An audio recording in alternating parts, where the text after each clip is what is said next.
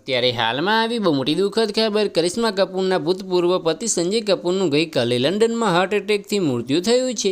તો આની વિગતવાર વાત કરવામાં આવે તો 53 વર્ષના સંજય કપૂરને પોલો રમતી વખતે મોઢામાં એક માખી પીસી ગયા બાદ ગળામાં અટકાઈ જતા ભયંકર બળતરા ઉપડી હતી। તો આની વિગતવાર વાત કરવામાં આવે તો અને તેના કારણે હાર્ટ એટેક આવી ગયો હતો। તો તમને જણાવી દઈએ મિત્રો કે તે ઘોડા પરથી નીચે પડી ગયો હતો। તો આની વિગતવાર વાત કરવામાં આવે તો અને ત્યાં જ તેનું મૃત્યુ નીપજ્યું હતું।